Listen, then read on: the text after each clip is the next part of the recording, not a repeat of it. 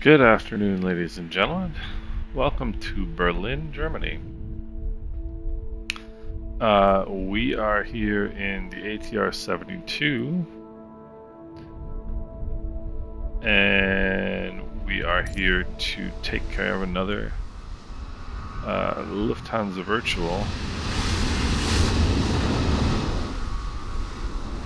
non-flown route. So, I didn't really know where to park, to be honest with you, if that makes any sense. The flight today is going to be from here in Berlin down to Vienna, and should be a cool flight.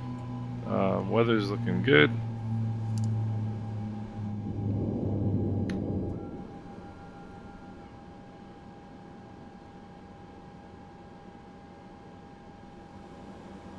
And just getting going here. Weather's looking quite clear.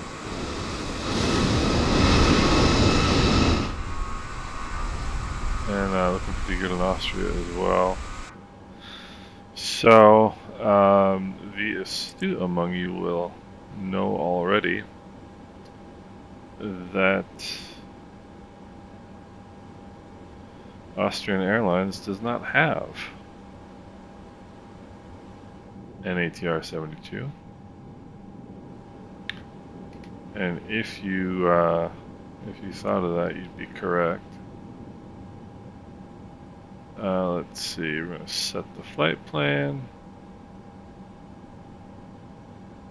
set the fuel, set the payload, then you come over here to the payload tab, and you should be in the good to go area, which we are. So the reason, if you look here, the reason why this information isn't filled out, even though we've loaded the fuel and payload, is because we haven't loaded it in the EFB. I'll show you how to do that. Let's turn on our ground power here. Turn these on. Turn that on. Turn that on. Alright, we're pretty good to go. You just set to a little bit brighter. Turn the logo lights off because they're always on. Turn the seatbelt lights off because they're always on. Alright, now we'll head down to the FMC and get started here. This is, let's see, GPS position set, sensors initialized.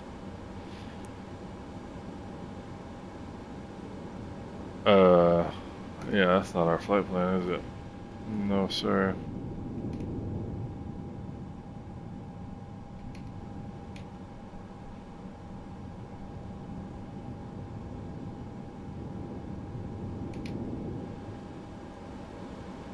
That's looking a little bit better. Okay, so we're going to be departing Berlin, runway 07 right, 13,000 feet long, which is pretty impressive. Let's get our sim brief panel out here. The other thing we need to remember to do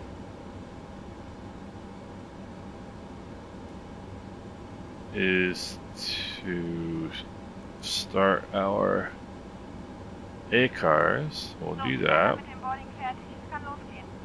ACARS is running. Alright, the Luro 1 Zulu departure here out of Berlin. Luro 1 Zulu departure. Good to go.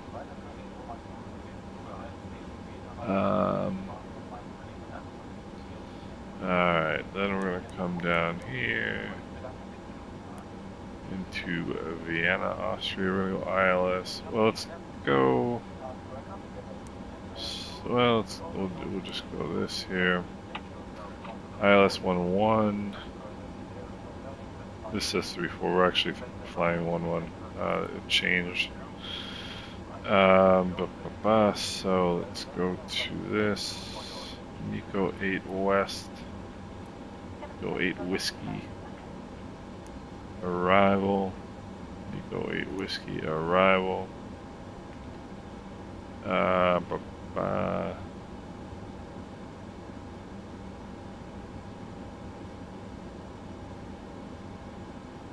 Transition. Let's see here. It's asking me for a transition.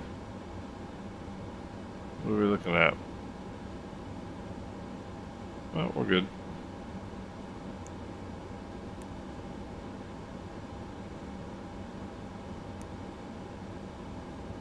Perfect. Okay, so we'll load that. And then we're going to go through our flight plan real quick here. I guess I'll bring it up so you guys can see it too. And we'll go through this and make sure.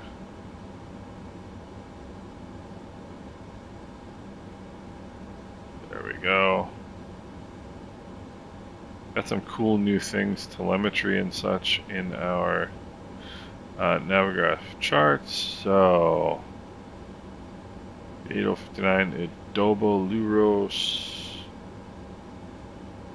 Ebasa Kobus Basir HDO Golub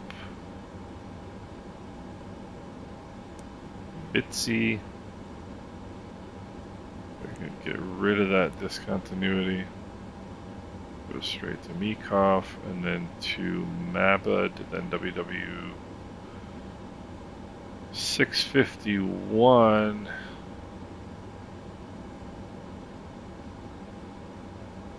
We'll have to look here.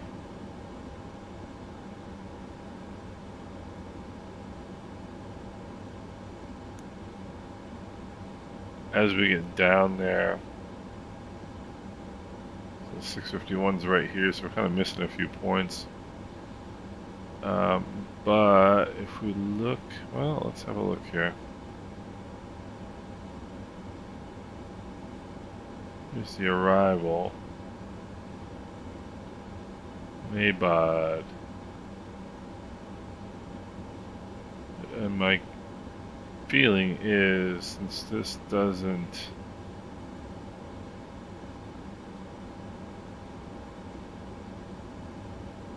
Maybod, this does not connect to the ILS, so I'm thinking we're gonna have to get vectors, which is fine.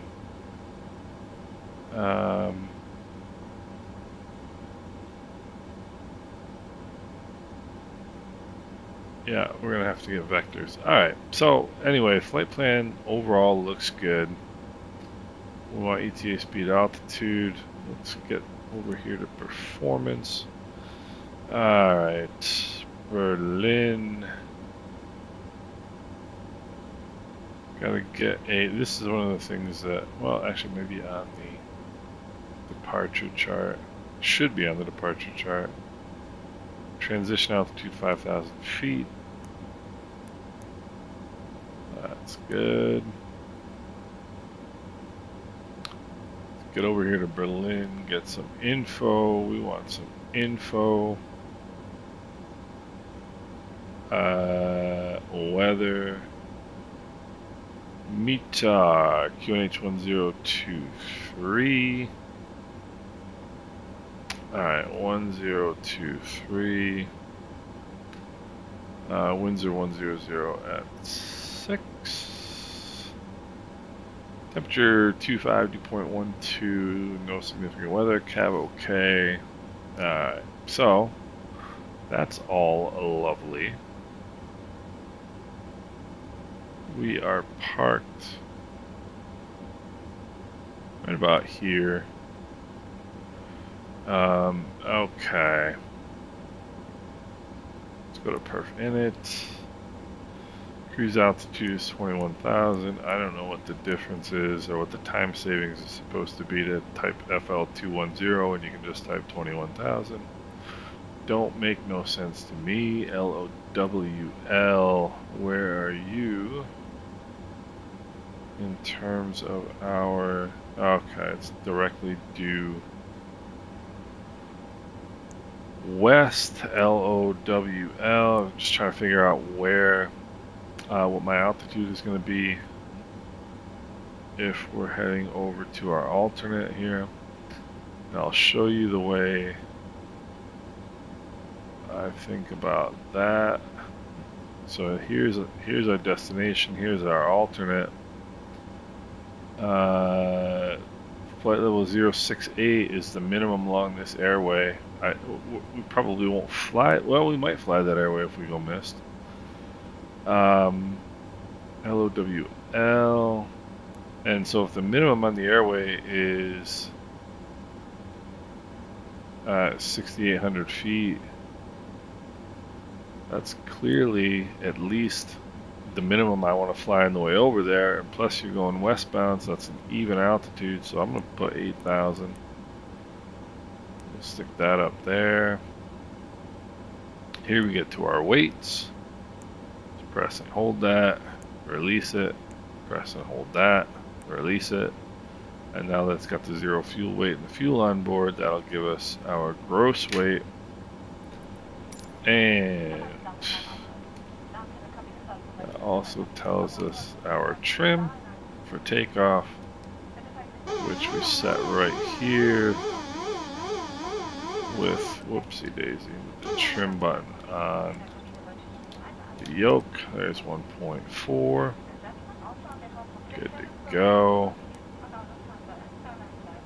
Alright, so now perf. So there's our speeds for takeoff. That's good. So I'm going to set those over here by clicking that button. Those are set. Flight plan on the product page over there.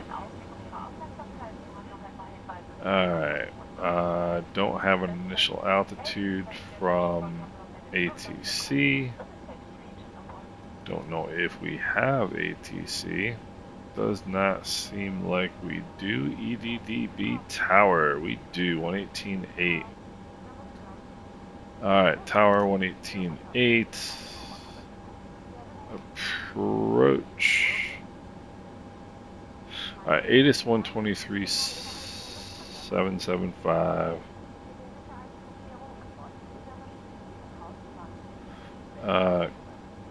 Let's see, tower. I don't think you guys can see this on your screen. Tower is 118.8. And approach departure is 126.425. Alright, so then let's come back down here and get our ATIS. ATIS I will get 123.775.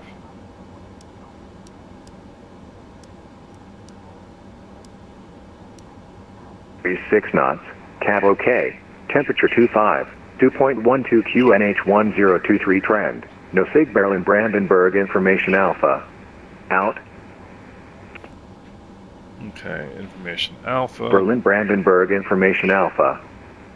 Met report time 1720 Zulu. Automated weather message, expect vectoring for ILS approach runway 07 right, expect vectoring for RNP approach runway 07 left, runways in use 07 left and 07 right after vacating runway 07 left or 07 right remain on frequency. Transition level 60, wind 100 degrees 6 knots, cab OK.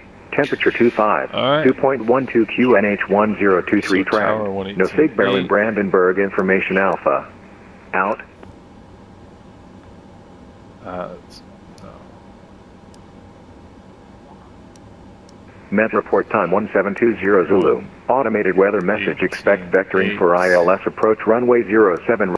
I want to leave, well, actually I'm not going to. I was just going to say I want to leave ATIS in the backup just in case I need it again, but 126.425. is the backup there. In the backup there, that's for departure. Set our altimeter.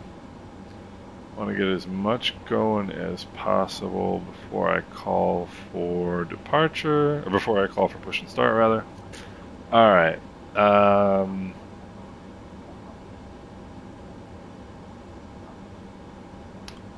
think that's pretty good. Let's see if I'm just going to check. I always like to see if there's a VOR either at the field or along the 114.1. Alright, 114.1. And the reason I want a VOR, leave me alone, go away, 114.1. The reason I want a VOR, if there's one available, is because they'll sometimes ask you your position relative to a VOR. Okay. Oh, okay, there's, let's see, Hermsdorf 10865. Alright. 108. Berlin Tower, hallo. Lufthansa 4, Mike Echo, with information Alpha on board, request FR Clearance to Frankfurt. Lufthansa 4, Mike Echo, Berlin Tower, good evening. Currently, I have no flight plan. Please find a flight plan and call me back for clearance. Thank you. Yep. Alright, so, call you back. bearing 1, bearing 2. 35 now, flight plan, Lufthansa 4, Mike Echo. Lufthansa 4, Mike Echo. Flight plan is now available. Are you ready? Copy clearance. We are ready for clearance. Lufthansa 4, Mike Echo. Information Alpha is current. You're cleared Frankfurt. LOC 1 Quebec. Flight planned route. Climb via SIT. Flight level 80. Squawk 1000. So. Get to Frankfurt, LOC 1 Quebec departure, flight route, climb flight level 80 and squawk 1000 for Mike Echo. Lufthansa 4, Mike Echo. Read back correct. Gate Bravo 12.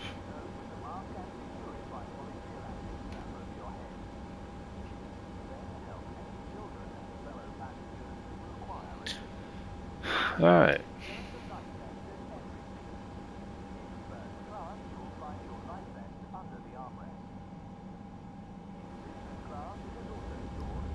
Berlin Tower, Austrian 234. Austrian 234, Berlin Tower, good evening. Berlin Tower, schönen guten Abend, Austrian 234. We are at Bravo 12 with information Alpha. I'd like to pick up our IFR clearance to Vienna, please. Austrian 234, information Alpha correct. You're cleared Vienna, Luros 1 Quebec. Flight planned route. Climb via SIT, 5000 feet, squawk 1000. Okay. For Austrian 234, climb via the SIT to 5000, squawk 1000. I missed the first part. Departure, Luros 1 Quebec, out of 07 right. Roger, Austrian 234. So, departure something, Quebec. And this is poor piloting, by the way. If you don't understand something, you should just... Luros 1 Quebec. Ah, okay. And I've got the Luros 1 Zulu loaded. So, here we go. Luros 1, let's see here.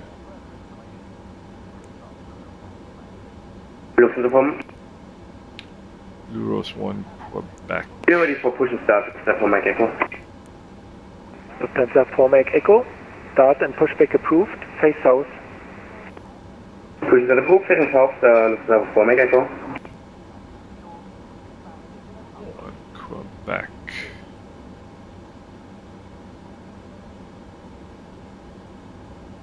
07 right. Okay, so here we're going to have to take a look, ladies and germs. Got to make sure you understand what you're doing before you try to do it. Now, obviously, if this were a real IFR flight, I probably would have had this a little bit better organized. So, Luros 1 Quebec, initial climb 5,000, climb to 600, right turn 131 to D4.6 SDD. So 114.4 is what I need. So this D4.6 SDD, that SDD is right here, 114.4. So Tower, good evening, Delaware, 114.4. Epsi, no, you don't put it there. Establish. 114.4. LA 2371, Berlin Tower, welcome back. Wind 100 degrees, 6 knots, runway 07 right, clear to land. And this is Okay, correct. Runway 07 right. Left 068. Alright, so what I want to do now, I want to at least set up that initial part of, you can see, oh,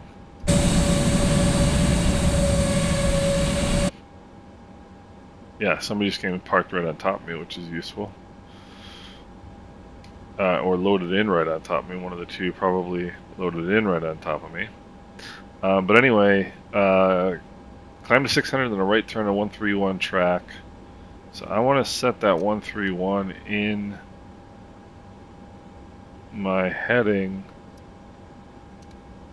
Berlin Tower, Iberia 440 at Charlie 1, requesting IFR clearance to Copenhagen. Iberia 440, Berlin Tower, good evening. Please contact apron 121.850. See you later. Alright, there's 5,000. 121.5, Iberia 440. See you later. Iberia 440, negative 121.850. 121.850, Iberia 440. I suppose I shouldn't be terribly surprised. Alright, I think we're good to go. Berlin Tower, Austrian 234, ready for push and start. Austrian 234, aprons not available. Please contact 121.850. See you later. 121.8 for Austrian 234, schönen guten Abend. Okay, 121.34.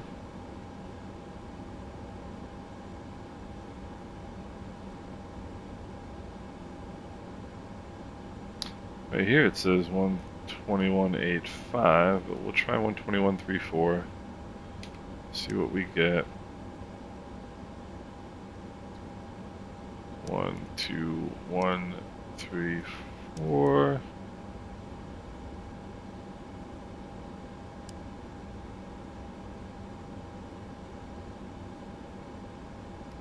Berlin ground Austrian 234.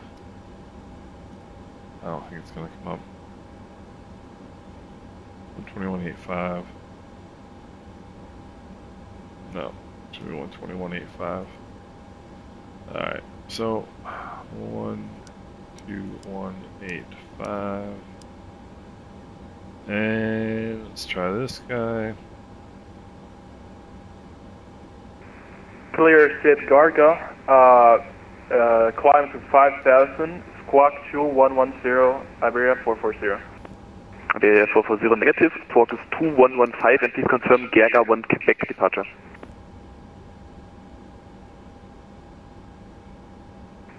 Garga 1 Quebec departure, climb to 5,000, squawk 2115, Iberia 440. Iberia 440, repeat correct. Berlin ground Austrian 234. Austrian 234, Berlin apron, go ahead. Berlin ground Austrian 234 at gate Bravo 12 with Alpha ready for push and start. Austrian 234, push and start approved, facing south on Victor Charlie. Alright, push and start, facing south on Victor Charlie for Austrian 234. And Austrian 234, please squawk 1000. And Squawk 1000 for Austrian 234. Nathan, hello, Lufthansa 4, Mike Echo on Victor 2, request taxi. Alright, so this is Lufthansa 4, Mike Echo, Nathan, hello, taxi via Victor 2, Victor Mike, it would have really been helpful Lufthansa 4, Mike Echo, Dankeschön. Would have really been helpful if this guy hadn't parked on top of me. It really would have been. I mean, this is so when you load into VATSIM, pay attention to where you're loading in. Don't just load in anywhere. You know, there's literally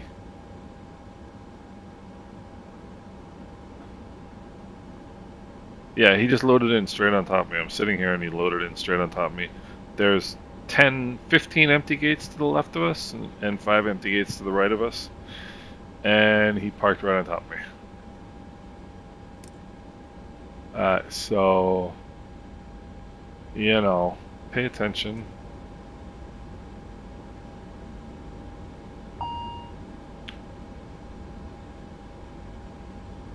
Lufthansa 4, Mike Echo, contact tower 118.8, have a great flight, bye bye. Oil pressure's coming up. Lufthansa 4, Mike Echo, ciao, danke für den Abend noch.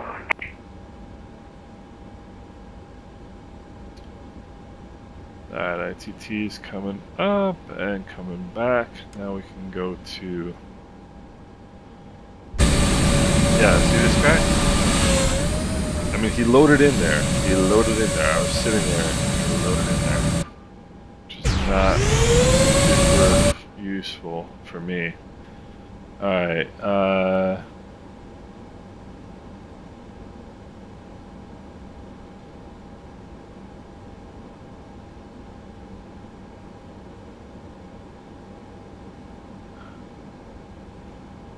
I'm a little bit flustered because of what this guy has Aviate 440, Berlin Tower.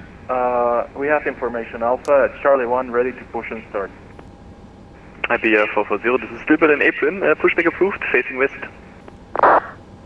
Alright, push facing west, pushback approved by Aviate 440.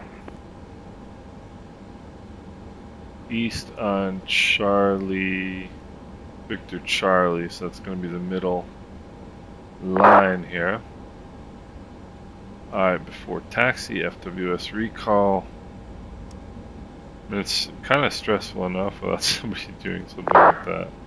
Anti-icing TRU is good. Anti-skid test is good. Berlin Apron, good evening, Ryanair for Quebec Charlie. Ryanair for Quebec Charlie, Berlin Apron, go ahead. Ryanair for Quebec Charlie at stand Alpha 08 with information Alpha Boeing 7378 under 3 coast IFR Clearance to Brussels asphalt. Ryanair for Quebec Charlie, information Alpha correct, startup is approved, cleared Brussels, LOC 1 Bravo, bleibt en route, climb fast 5000, squawk 1000. Alright, let's see. Cleared Brussels asphalt, LOC 1 Bravo departure, initial climb 5000 feet and squawk 1000, Ryanair for Quebec Charlie. Ryanair for Quebec Charlie, is that correct? This is so funny. I mean, it's funny and it's not funny. Hello, FL 2371. FL 7371, Berlin Apron, low, Texas Gate Bravo 16 via Alpha, Victor 2. Via Alpha, Victor 2, gate, can you repeat the gate? Gate Bravo 16. Bravo 16, FL 2371.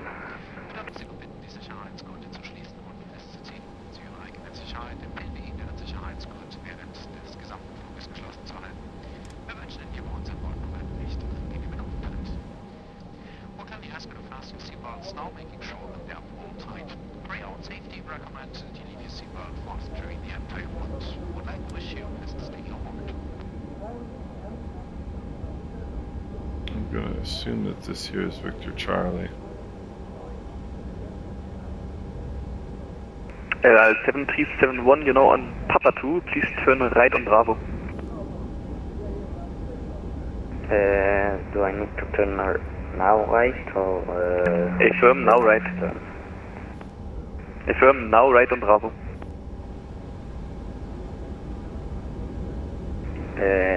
Now right on Bravo.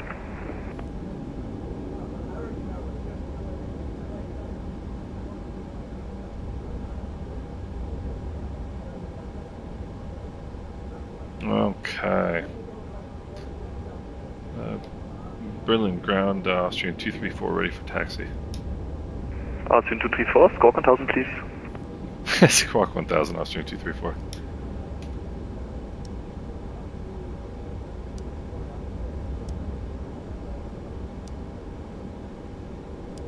We'll get there eventually, right? Alright. Austrian 234, taxi via Victor Charlie, Victor 1, hold short of Bravo. Victor Charlie, Victor 1. Victor Charlie, Victor 1, and what else for Austrian 234? Hold short of Bravo. Hold short Bravo, Austrian 234. And ILS 7371, now it's the second left turn onto Victor 2. Second left on Victor 2. Alright, so now, gotta pull up our airport chart. Berlin 810, wunderschönen guten Abend. Eurowings for Tango Bravo, stand Bravo 9, information Alpha, request clearance to Salzburg. Eurowings for Tango Bravo, Berlin 810, low, information Alpha correct, startup approved, cleared Salzburg, Luros 1 Quebec, flight and route, climb pursuit to 5000, squawk 1000. Eurowings for Tango Bravo is cleared to Salzburg, Luros 1 Quebec, climb via SIT 5000 and squawk 1000. Eurowings for Tango Bravo, be correct. Brakes are good. Iberia 440, Berlin Tower, ready to taxi. Iberia 440, stand by. And ILS 7371, Bravo 16 is now the first Bravo gate on your right. And it's, yeah, I see that. Bravo 16. 2371, thank you very much. A little bit right here to Victor 1. Austin 234, contact tower 118.8, have a great flight, bye bye.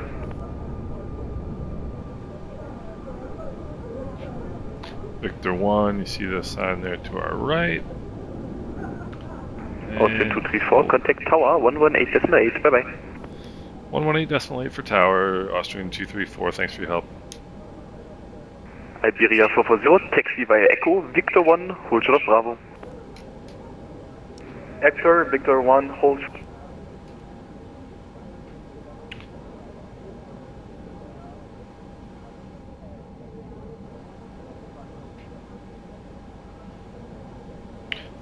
Now, he gave me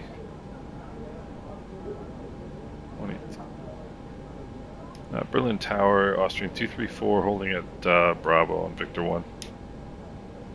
Austrian 234, Berlin Tower, welcome back. Taxi to holding point runway 07 right, via Bravo, Mike 3. Alright, holding point 07 right via Bravo, Mike 3 for Austrian 234.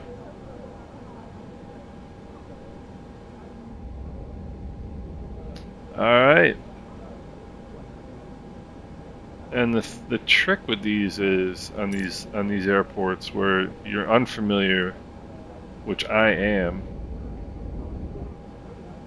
I mean, this is going to sound stupid, but you need to know where you're coming from and where you're going, generally speaking. And sort of follow the rules of the road, like assume that you're going to get, you know, like we've got Alpha going this way, or, you know, Alpha here, Bravo here. Assume that you're going to get Bravo going this way because it's the right side, you know. Just like you assume you're going to get Victor 1 here because it's on the right side. And then you know you're taking off, you know, this runway, 07 right. So, you know, clearly you're going to be going in this direction somewhere, right? And I can't emphasize it enough, even though I don't follow my own advice on this. as much as I should. If you don't understand something from ATC, ask a question. Ask a question. It doesn't matter if you ask them 11 times. Ask them to get clarification, especially if there's a runway crossing involved. One of the biggest... Berlin Tower, Iberia 440, at Victor 1, holding short Bravo. Iberia 440, Berlin Tower, welcome back. Follow the Austrian ATR72 in front via Bravo, Mike 3, to holding point runway 07 right.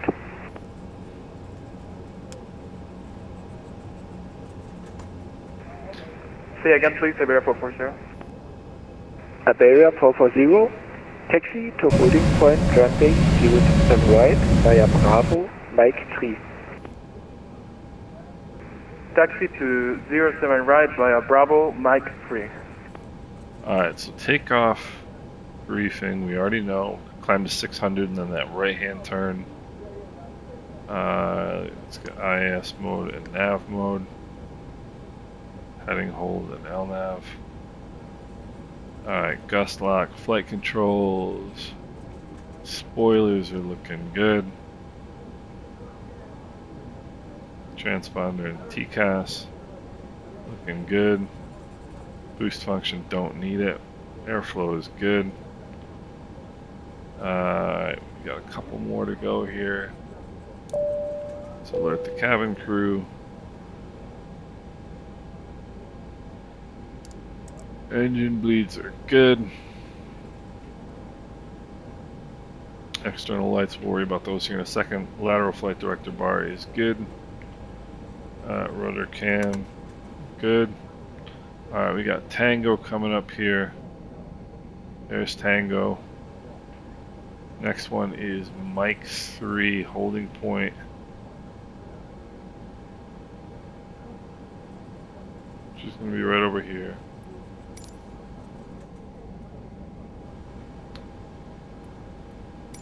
And this right here, you might think is like maybe a holding point or something like that.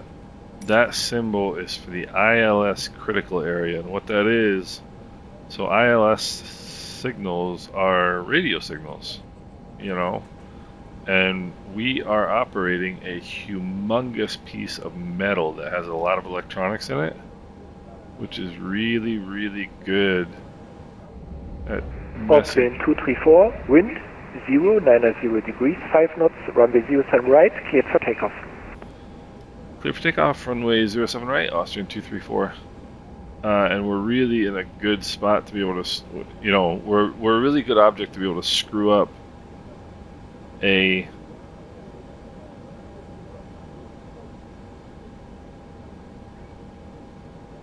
see, this is it, the ILS, this is for the ILS Critical Area, and what that means is just when you're past that line in an airplane, there's a possibility you can mess up the ILS frequency. Behind, departing Austrian ATR76, line up runway 07 right behind. Line up runway 7 right at Mike 3. Confirm, Iberia 440. Iberia 440, affirmative. Behind, departing Austrian ATR76, line up runway 07 right behind. Alright. So, heading indicator checks with the runway number. Flaps are set. Gust lock is unable to see off. the ATR tower. Is it on the runway threshold? Notch, notch.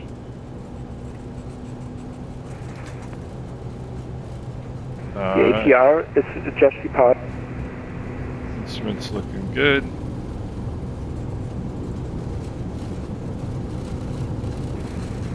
A-firm, holding short Mike 3 to depart from runway 07 right. This airplane likes to fly itself right off the ground. It's fantastic. So,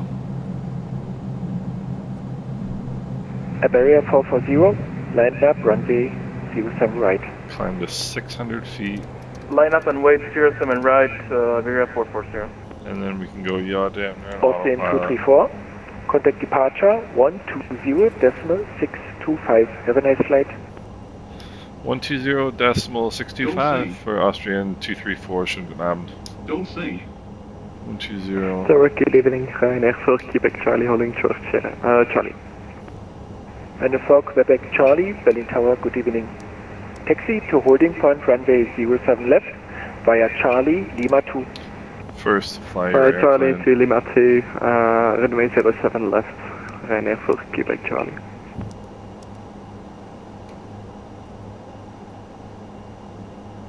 Berlin departure, Austrian 234, climbing through 1,400 for 5,000. Austrian 234, departure, hello, identified, climb flight level 160. Climb flight level 160, Austrian 234.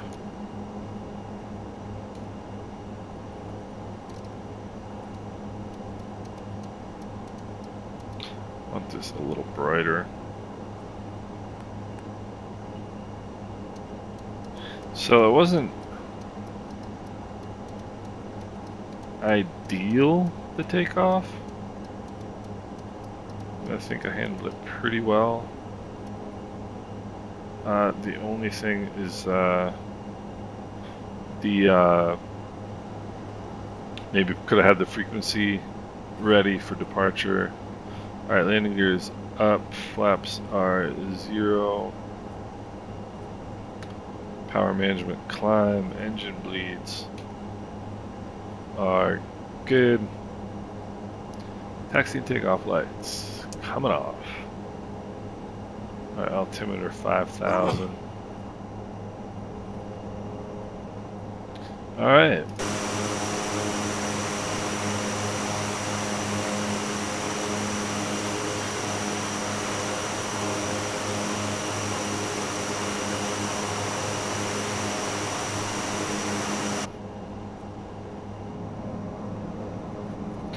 Getting a good look here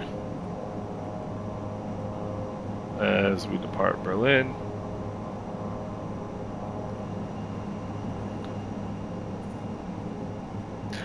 So one of the things... Austrian 234, proceed direct Hotel Delta Oscar. Proceed direct, let's see. Is that direct Luros for Austrian 234? Austrian 234 native, Hotel Delta Oscar, Hamsdorf.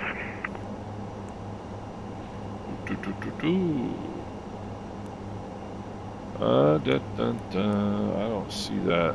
Hotel Delta Oscar. Oh, direct Hotel Delta Oscar, Austrian 234.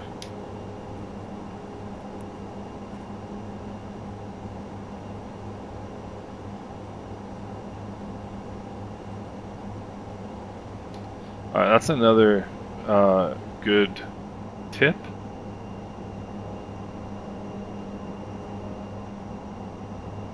For flying on VATSIM.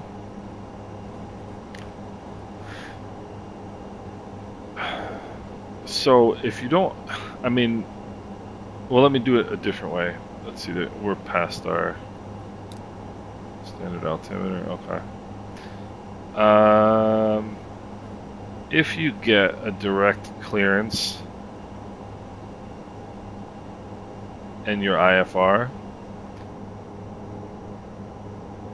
what they're going to do is they're going to give you, most likely anyway, unless they're trying to get you out of the way of somebody or something, they're going to give you a direct to a waypoint in your flight plan.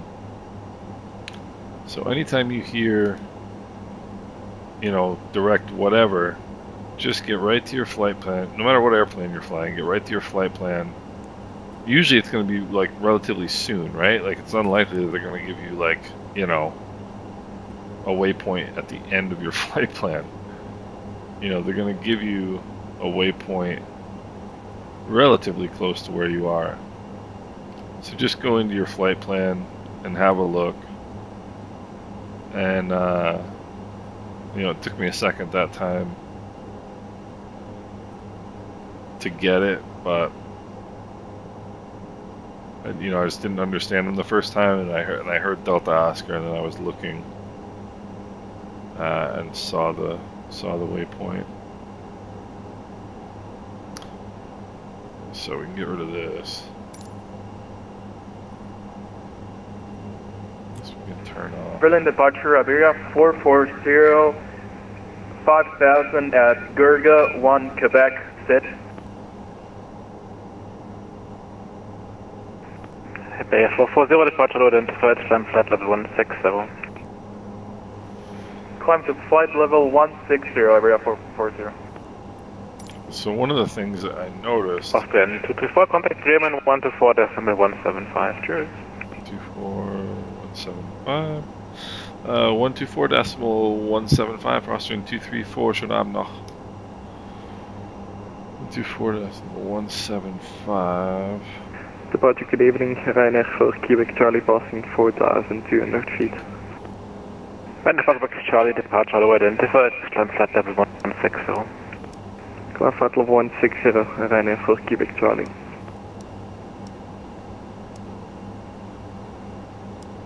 Okay. 40 Sierra 10. German Air Force Sierra 06, wind 703, 10 knots, runway 09 cleared for takeoff. Runway 09 cleared takeoff, German Air Force Sierra 06. With the 85 Tower Sierra, contact the Team Tower on 125.250. 125.250 with the 85 Sierra, good night. Center, schönen guten Abend, Austrian 234, climbing through flight level 10 for flight level 160. Austrian 234, Bremen radar identified.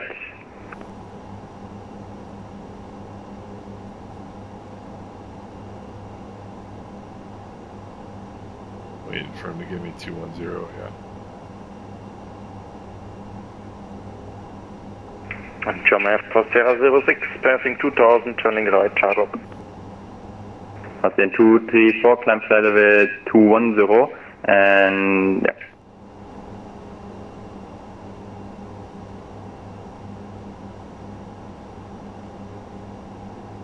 Bremen radar, Lufthansa 808, flight level. Please don't wait.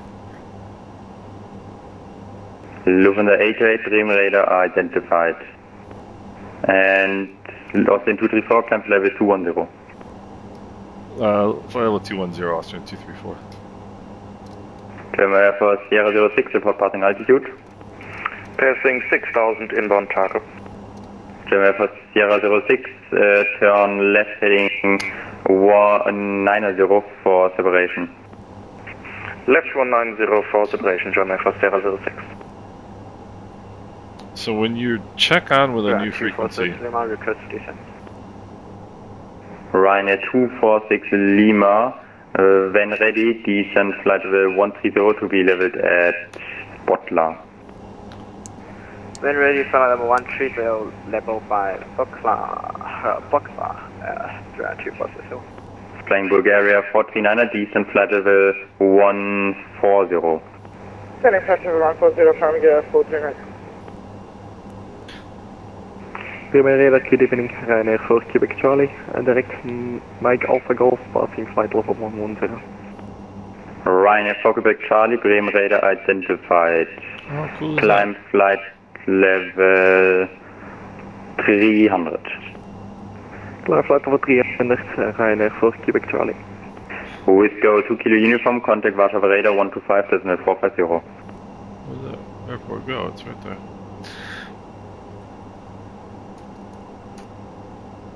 With go 2 kilo uniform, contact Warsaw radar 125.450.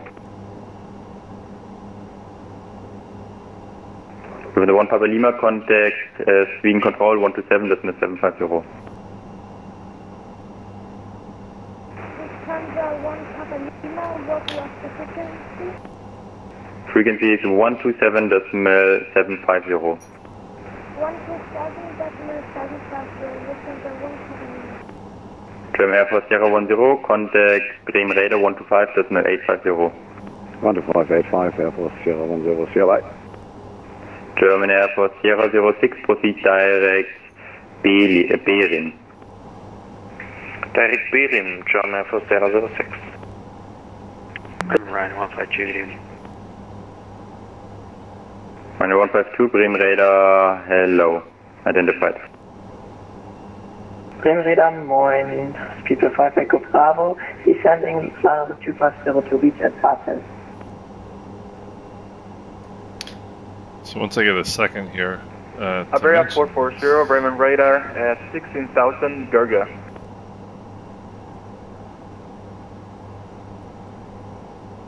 Speedway 5 Echo Bravo, Bremen radar identified, descent flight level 140. Descent flight level 140, Speedway 5 Echo Bravo. Iberia 440, Bremen radar identified, climb flight level 320 and proceed direct, disregard, continue on current route. Climb flight level 320, Iberia 440.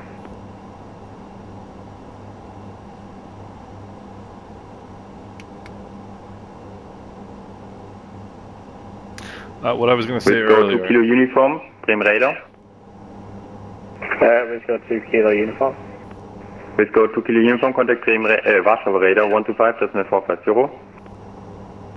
Over to 125.450. Good evening, let's go to Kilo Uniform. Flying Bulgaria 49er, contact Bremen radar 126.425. 16425, trying to get 49er, schönen Abend, ciao, ciao.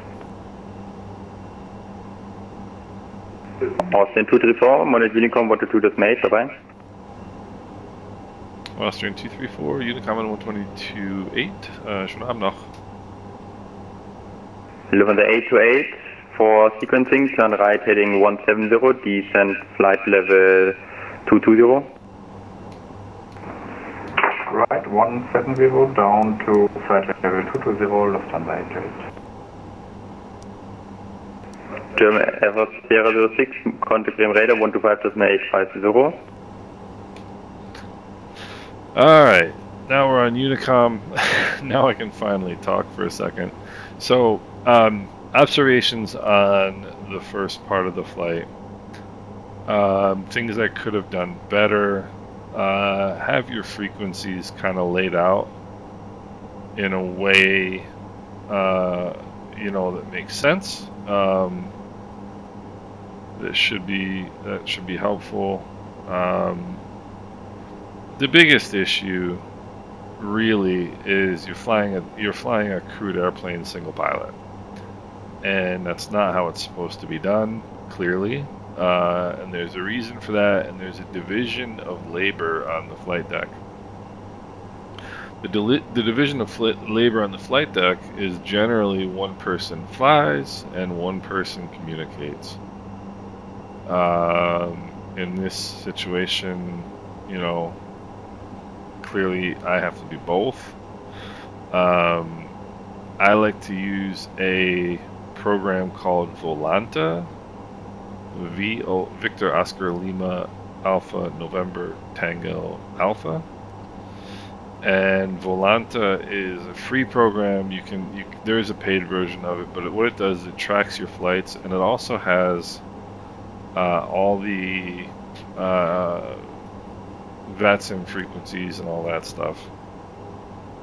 Like, it shows you who's controlling which airspace and so on. And so that's really helpful. But the best thing, and so this is the departure I just flew, right? And Bremen radar 120.6. I don't think that's any of the frequencies I got, and it's not. So normally in real life, so to speak, you would get your. You would go here to your airport diagram, and you would get your ATIS frequency, clearance delivery, ground. This has an apron, which I'm assuming is, yeah, so 3 and 4 responsible for aprons 2, 3, 3A, 3B, 3, etc., etc. Ground 1 responsible for apron West 1 through West 5. So, you know, there would be a lot more planning involved, you know, in a real life flight than what I do for a VATSIM flight. you know, but what you do is you write down your frequencies in order, and you know where you're parked, and so you can say, okay, we're, you know, apron Charlie, apron Bravo, and you find out which of these applies, and you just write them out in order. Then you get tower for 7 right, which is 118.805. It's not what I, well, I got 118.8. They didn't have 118.805, and then 12630. And so what you do is you've got all your frequencies in order, so you know what to expect from ATIS all the way through departure. Like at a U.S. field, it wouldn't be Bremen radar. It'd be like Bremen departure. See how it has the DEP here in parentheses. But the thing is that VATSIM doesn't necessarily follow what's on the JEP charts, which is understandable. I mean, not everybody has JEP charts. I don't know what software they use for,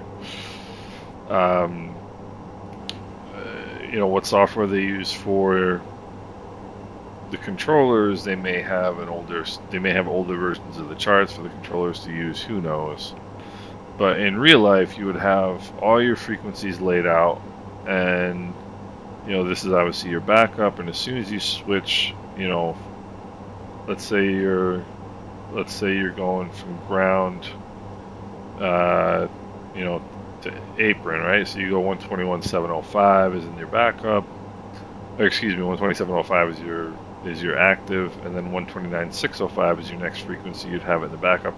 As soon as you flipped 129.605 to the active, you would immediately put 120.030 in the backup, and then you're all set. And then, you know, there's a chance the controller might give you a different frequency, in which case, you know, you just deal with it.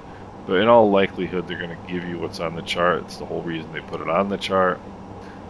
And then you're good to go. And it makes communication a lot easier. You know, whereas with VATSIM, and I'm not complaining about VATSIM by any stretch, but with VATSIM, you have to, you know, I'm looking at a list of 25 center frequencies right now, and that doesn't really do me a lot of good, you know, on vPilot. So anyway, overall, I think the departure went okay.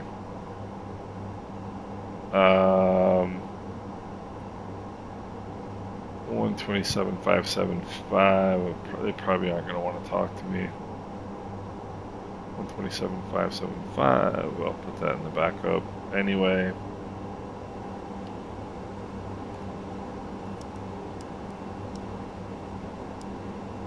No.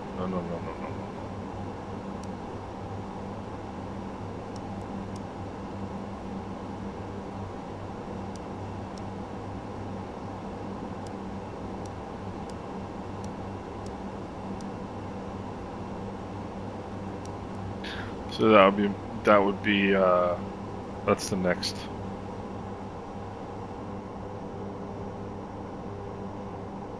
That's the next airspace that I go through.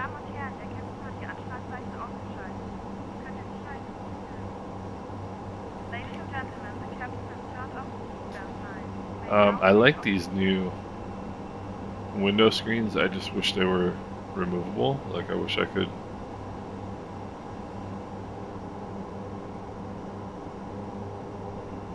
get rid of them somehow, but I don't think that I can, which is a little bit irritating.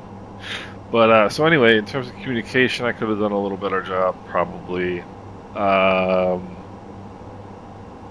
The one thing I will chastise myself for, I did an okay job of it, but which is the concept of aviate, navigate, and communicate.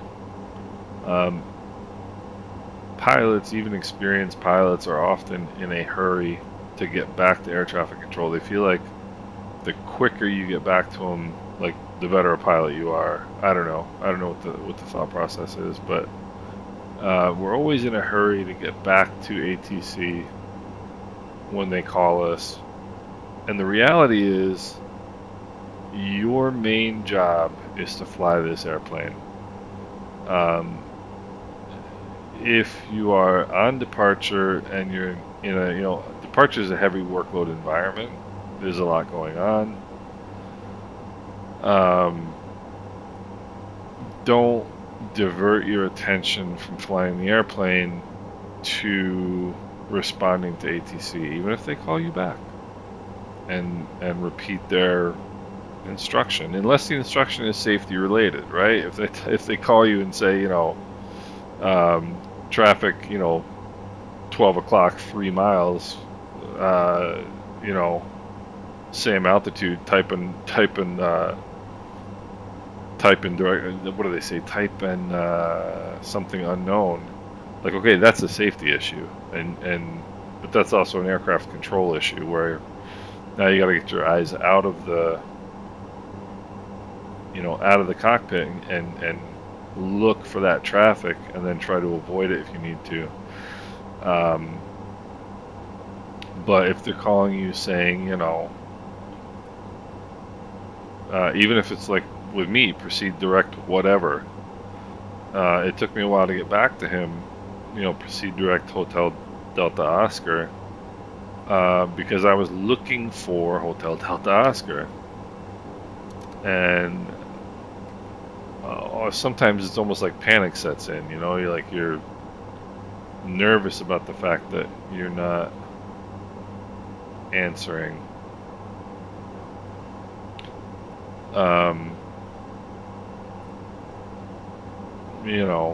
It's okay. The most important thing is to fly the airplane. The other thing is just a general pilotage observation that a couple people did a few times, and which is like, so he was in the middle of giving me an instruction and he had to pause because, and I know why he was pausing, he was trying to give me a direct to whatever. They love giving direct to on VATSIM, whereas in the real world they might not necessarily do that as often. If you're on an IFR flight plan and proceeding accordingly, they'll just kind of let you be.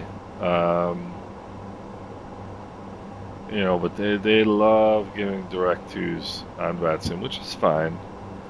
But this guy, so I was at like 11,000 climbing 16,000, and he was going to give me my clearance to 21,000, which he did.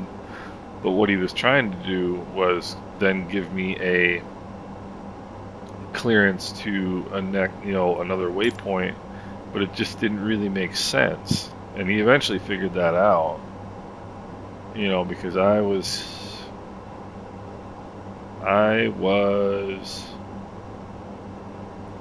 this is really cool. This is a new thing for the VATSIM charts, or for the Navigraph charts, is you get your airspeed and altitude and vertical speed and all this good stuff. Really actually pretty cool. But anyway, I was kind of here-ish when he was trying to give me a direct to, but in that case I was already direct to HDO, which is right here, and so giving me a further clearance to either Gallup or Bitsy didn't really make a whole lot of sense, because it's not going to chop anything off. It's not going to cut any of the distance off, so it really doesn't make sense for him to do that. And it took him a while to realize that, I think.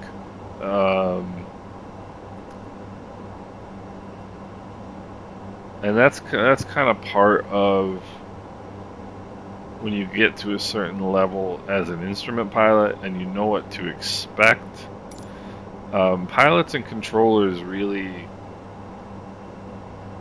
kind of think on the same level, and you have to be one of the biggest skills you can have, or one of the biggest skills you can develop as an instrument pilot is the ability to predict what you're gonna get, like what's coming next.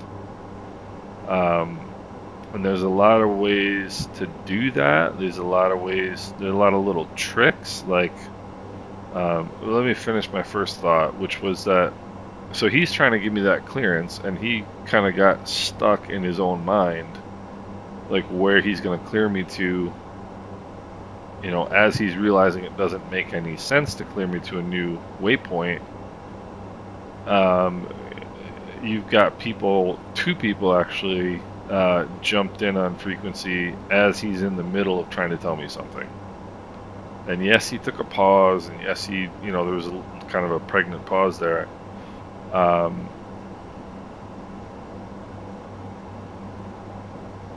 But you've got to, when you get on a frequency as a pilot, listen, unless you need something immediately, like if you're like really in need of a descent or a climb, or if you're really in need of a turn, like you're heading towards a mountain, for example. There have been accidents where, it's hard to believe, but there have been accidents where people have flown airplanes into the side of mountains because they couldn't get air traffic control's attention in time to ask for a turn. You know, don't be polite if you're heading for a mountain, clearly. But other than that, you know, just wait. You know, if somebody's in the middle of a thought, particularly the controller, just wait for a minute. You know, let him deal with what he's dealing with, and then you can contact him. Aviate, navigate, communicate, and if you keep interrupting the controller, it's going to make like life more difficult for everybody. So you'll notice whenever I get onto a new frequency, I wait at least 20 seconds. If I don't hear anything, you know, 20 seconds at least, to make sure that nobody's, you know, halfway through a thought or needs to finish either a instruction or a readback or whatever. Just wait for a second, listen, and then, you know, proceed. And if you wait for a little bit and you do happen to step on, we call it stepping on somebody. If you step on somebody on the radio, that means you interrupt them on the radio. So if you step on somebody after you've waited 30 seconds, 20 seconds on the frequency, so be it. You know, you made the effort to, you know, not to have it happen. But don't just switch a frequency and immediately start yabbering, you know. Wait for a second. But the other thing is, that I was gonna say, is that one of the good things to do,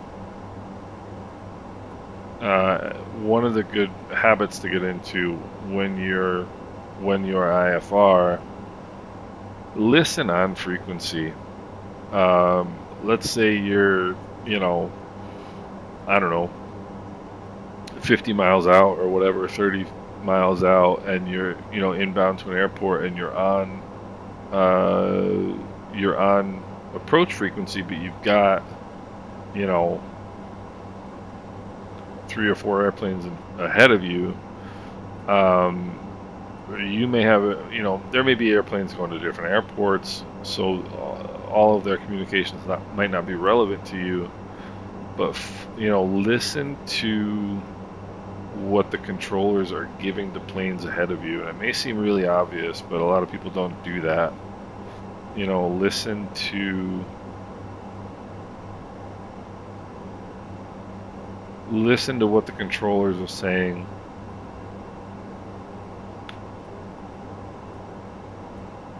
To other pilots, and that's going to give you an idea of what you're going to get. Might also give you an idea, like for example, if you hear guys getting holds, you know, you might hear like 2 or 3 planes getting put into a hold. going into where you're going, depending on what you're flying, you might not be able to do this, but it's if you hear that, the reason they're putting people into holds is because they need to slow everybody down a little bit. So, if you hear people getting put into holds, slow down. Slow down. Remember also that IFR, you cannot change your airspeed more than plus or minus 10 knots or 10%, whichever is less. I know there's no 10%. You can't change your airspeed if you have an assigned airspeed more than plus or minus 10 knots. I'm talking gibberish now. Let me start over. If you're IFR, you cannot change your airspeed more than plus or minus 10 knots without notifying the controller. They don't, you know, they're expecting a traffic to flow at a particular speed, you know, if they're controlling, you know, Boeings and you know, a bunch of jets going into an airport, and all of a sudden somebody drops their airspeed 50 knots to make things easier for themselves, that's going to screw the entire flow up. So if you're going to slow down, you know, let's say you're under 10,000 feet, you're going 240 knots. If you're hearing people getting put into holds, and you think to yourself, you know what, I'd rather just slow down than go get put in a hold, call up ATC and say, you know, Austrian 234 requests 210 knots. Slow down. You know, things like that. And if maybe they've changed runways from what you were expecting, maybe they're giving people you know, vectors at a certain spot for spacing, all those kinds of things. If you listen to what the airplanes ahead of you are being given, then that can be a really useful source of information. It seems obvious, but it's clear that not a lot of pilots, or not all pilots do that. So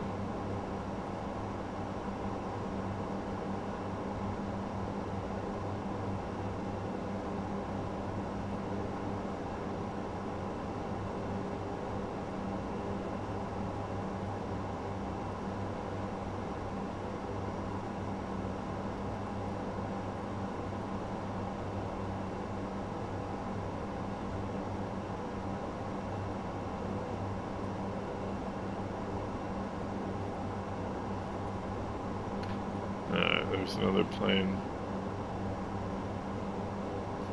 but he was quite a bit behind me.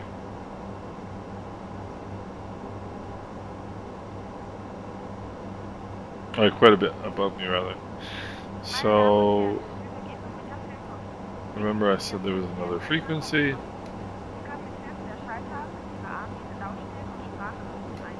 So what I'm going to do now, it's an approach frequency 127.575.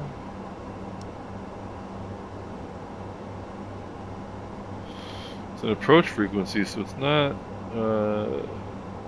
applicable to me in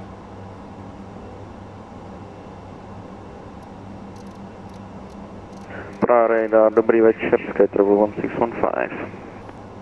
Skytravel 1615, Praha Radar, dobrý večer, identified, climb to flight level 160, report present altitude.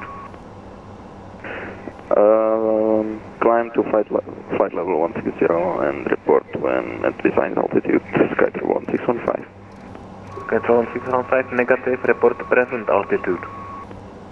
Report present altitude is flight level 50, Skytravel 1615. Control 1615, proceed direct to Patka.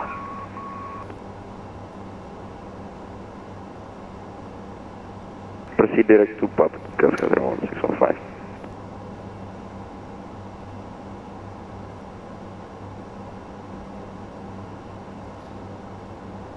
So the only reason I'm listening in is just to hear what other traffic is doing, in case anything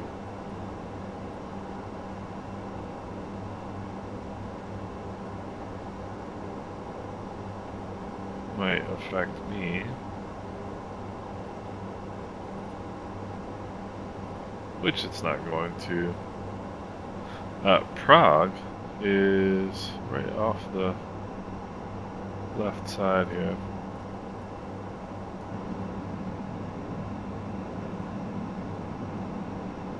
It's a decent way off. I mean, I don't think you can really, we can't really see it too well.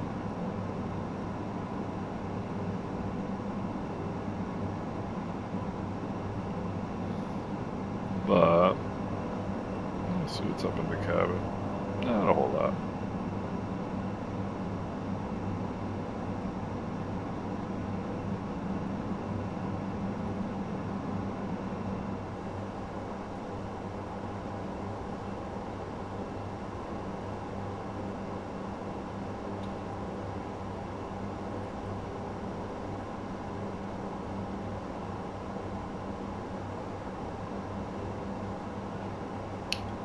So now's a good time. One of the things I always used to do in instrument training is different from instrument flight in that instrument training you have generally a lot of approaches per hour flown. In other words, a lot of instrument flying is flying approaches. And you might go out and do, let's see, there's 110.4. So you might go out and do a lot of things, like you go out and do holds, you go out and do, flight by reference to instruments, you'll do constant speed climbs and descents, you'll do unusual attitudes, blah blah blah blah blah. But what you'll do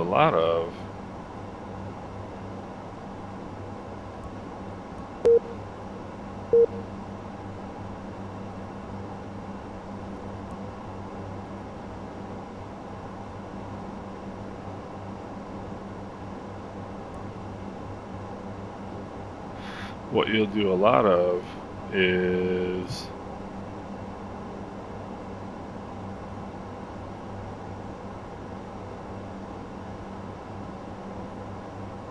flying approaches.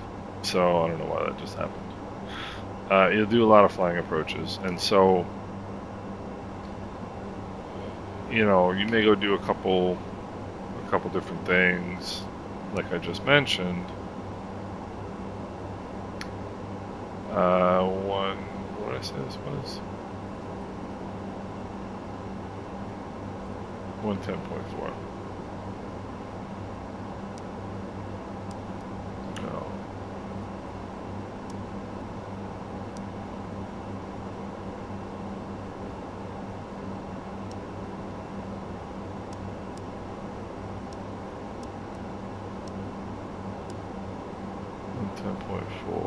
It's not picking it up yet. So you do a lot of things like, flight activities, but what you'll really do a lot of is approaches. And so you might, over the course of your instrument flight training, fly an average of 2 to 3 approaches an hour. Whereas in real life instrument flight, you might fly an approach every 2 to 3 hours, which is pretty much the complete opposite of the training. And so Skytrail 1615 leaving my airspace, monitor Unicom 122.8, ahoy. Monitor Unicom 122.8. So I want to get rid of this frequency now, it's just going to annoy me. I'm, however, going to do something else. I'm going to monitor guard, and we'll talk about that in a second too. So one of the things I used to do in instrument training was, because things are so intensive,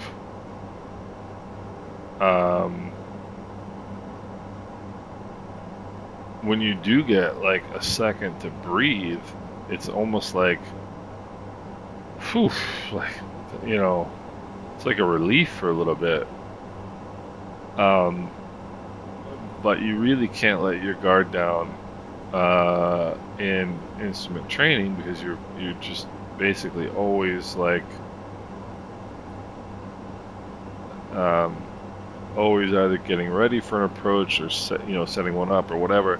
And so anyway, the thing that I always used to remind myself is if I ever caught myself like daydreaming, if I ever caught myself like looking out the window, because you don't have to have your foggles on the entire time if you're doing instrument training. If you're doing straight and level flight, from point A to point B to fly an approach, you can take your foggles off for a few minutes. And it's not even really relevant to the foggles. Like if you just have a few minutes of like spare time and you start daydreaming, that was always a instant reminder to me what's next. So if I was ever sitting there and and kind of caught myself like thinking about other things, or just relaxing because we're in level flight, I would always say to myself, what's next? What should you be doing right now besides sitting here having a good time? And the answer in this case is what I should be doing is getting ready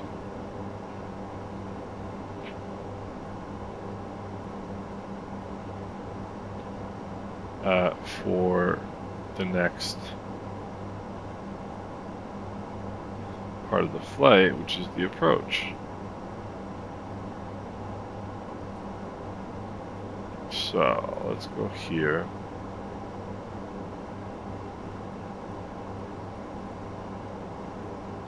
Cool. And what I'm just trying to get rid of some of these charts so that I can have better use of this space. So there's my top of descent. Top of descent is in 22 minutes, so I definitely need to get myself going here. There's an ILS approach, so there's a couple things to set up. Alright. So let's start getting set up for the approach.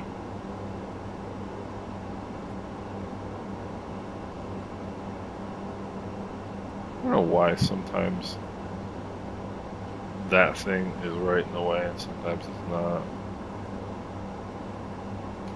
Alright, so let's go to nav here. And I can put 110.4 here. That's that VOR near the field.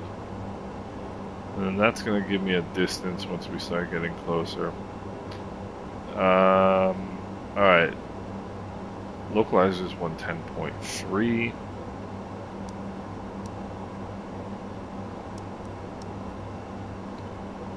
I want that in the backup down here as well.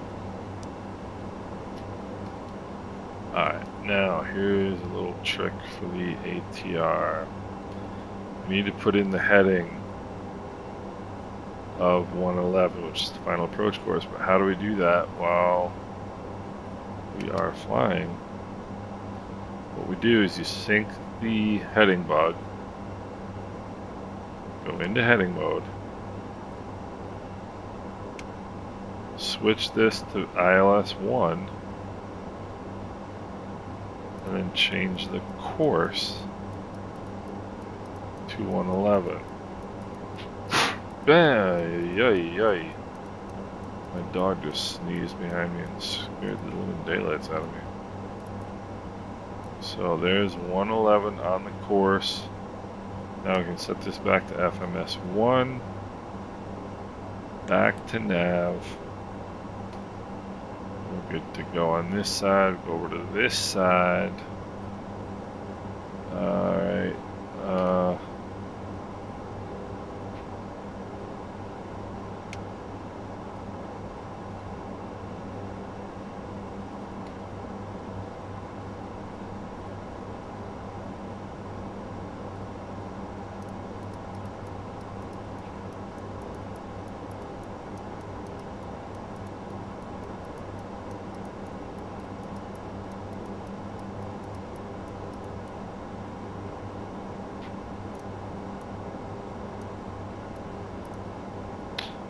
111.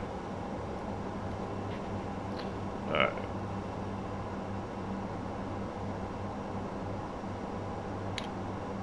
So 110.4 is that VOR right there, the Fishman VOR. Alright, so glide slope intercept is 5,000 feet.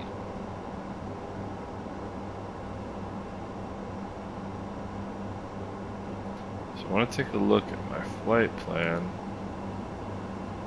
See what sort of restrictions we have. 6,000, 5,000,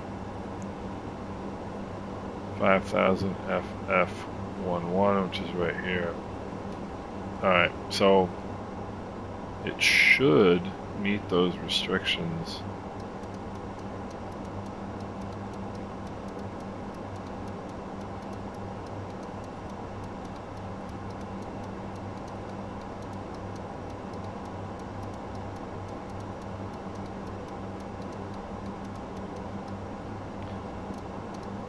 Alright, there's flight level 50.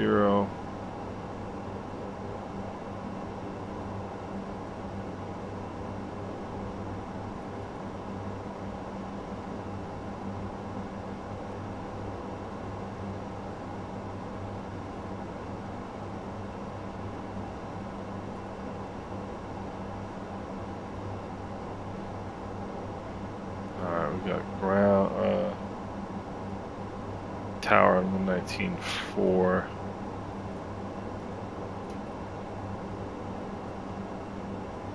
LOWW tower on 119.4.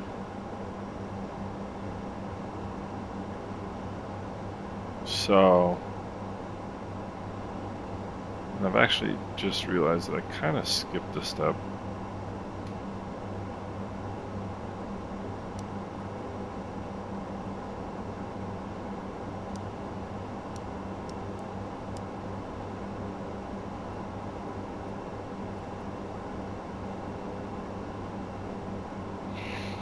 Alright, so I got tower in the backup, and what I skipped was one of the tricks I always used.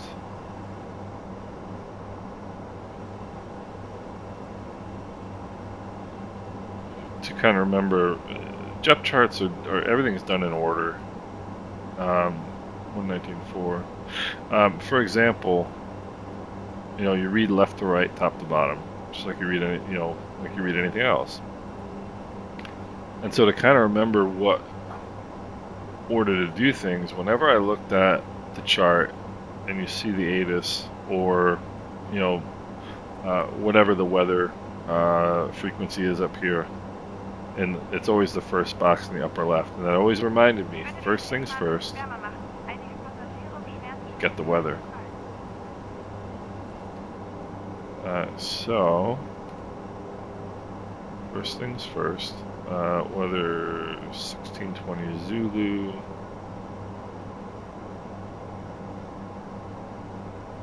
QNH1023.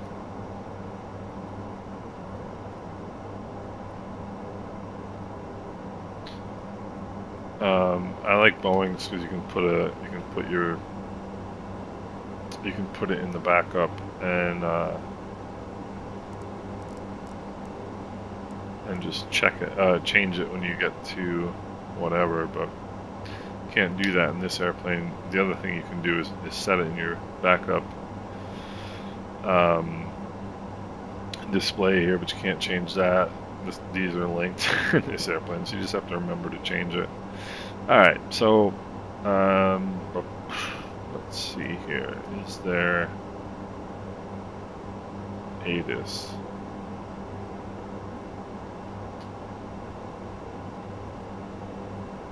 No. It looks like he just disappeared.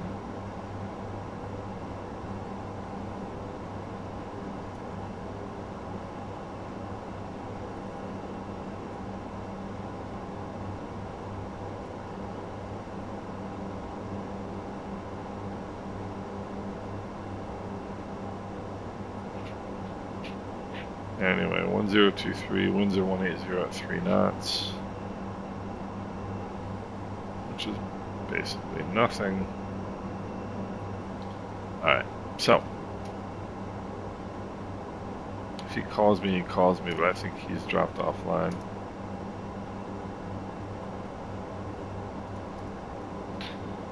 Alright, now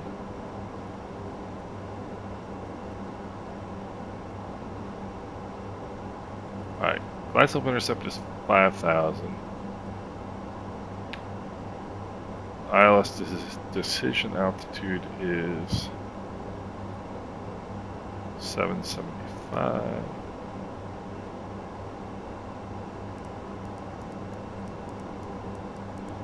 And why do they call it a decision altitude versus a minimum descent altitude on a non-precision approach? Because on a non-precision approach,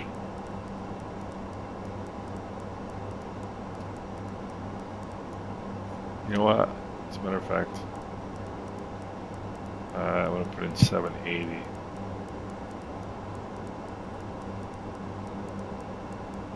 Because that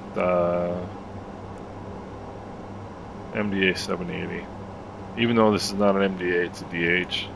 So my question was going to be, what's the difference between a decision height and a minimum descent altitude? The difference is a minimum descent altitude is on a non-precision approach where you get down to a certain altitude. Like if you're only flying the localizer approach, see this localizer glide slope out, you would come down to 1,200 feet.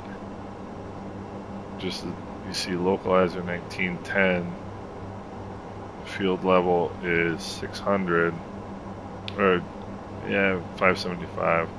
But you would come down to 1,200 feet and then you level off and fly along at 1,200 feet looking for the runway.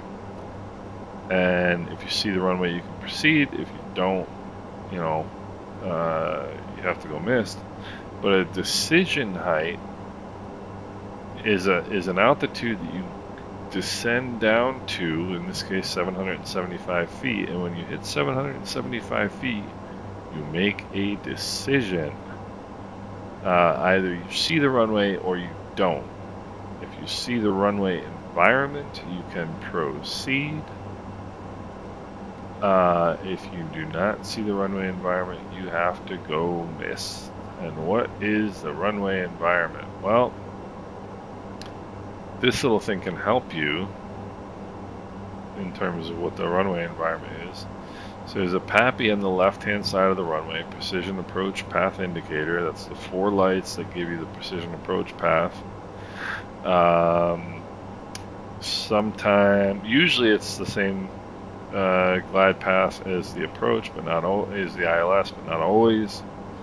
And if it's not, it will say somewhere that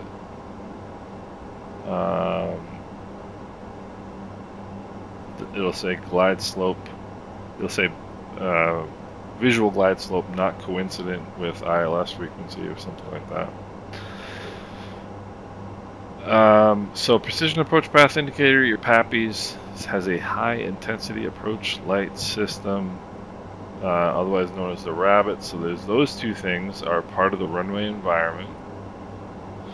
And then I think of it as just kind of working your way forward from there. So you've got your REILs, your runway end identifier lights.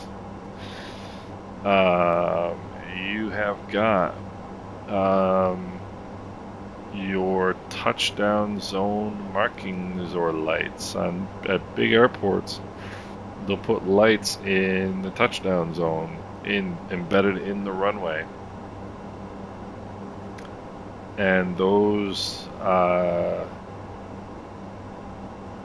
lights will are part of the runway environment. The runway environment also consists of runway edge lights, or edge lights along the edges of the runway. So any of these things that you see or have the potential to see are part of the runway environment. And if you've got a minimum of 775 feet, and you get down to 775 feet, but you can't see the runway itself, but you can see the runway environment, like these things that I'm talking about. You can descend down to 100 feet above the runway, still looking for that runway. You gotta be careful. I mean, in this case, the runway is 200. The decision height is 200 feet above the runway elevation. You see, runway elevation is 575. Decision height is 775. That's 200 feet. That's what that is right there.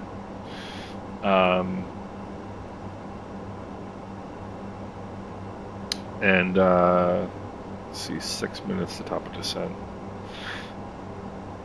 So if you see the runway environment, you see some of these lights, but you can't see the actual runway itself. You don't have to go mist at 200 feet or at 775. You can continue down to 675, trying to locate that runway. To me, I don't know.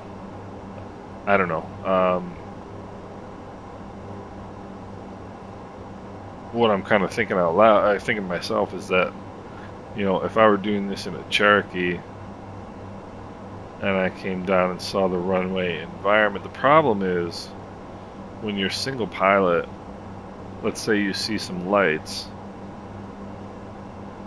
and you think, okay, well, I can continue below 775 looking for this runway. If you can't see the runway and you're looking for it, it's very easy to either get into a steeper descent than you realize, you know, or to flatten out for that matter, whatever, you know, because you really should still be on the needles, right, for the ILS. And you can't be on the needles for the ILS and looking out 100 feet above the ground trying to pick out the runway at the same time.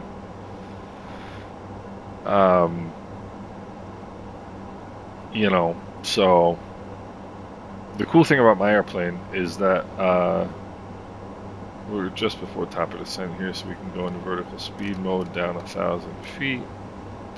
And as soon as this magenta rectangle comes up, you can hit the VNAV button and you'll get VNAV path mode, and then it'll tell you what altitude it wants you to set. It wants us to set 6,000, so we'll set 6,000. The cool thing about my airplane is that on autopilot, so I have a Garmin digital autopilot in it, and on autopilot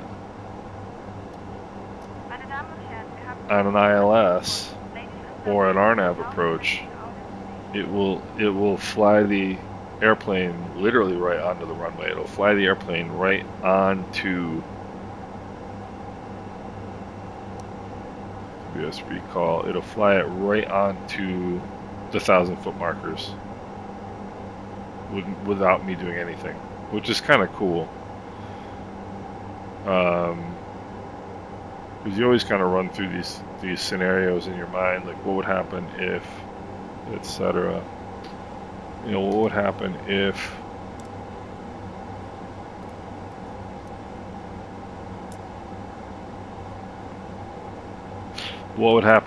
you know, I'm low on fuel, I've already flown the missed approach twice, and this is my last shot, you know, and we're talking, you know,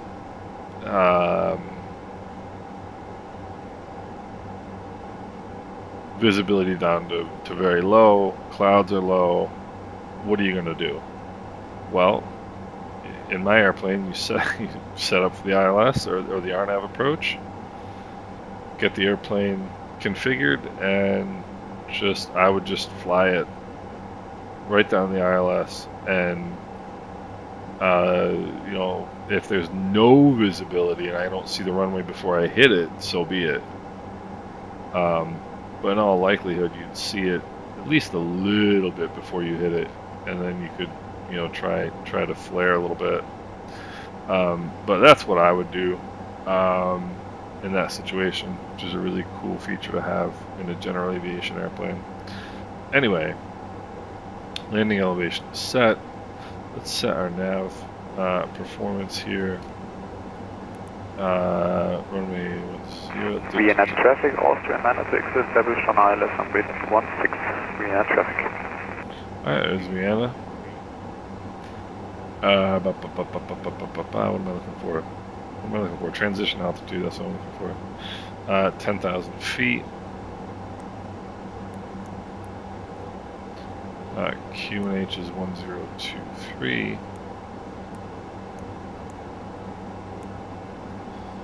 So there we have, winds are, what did I say, 1803. So 180/3/0. There's no gusts.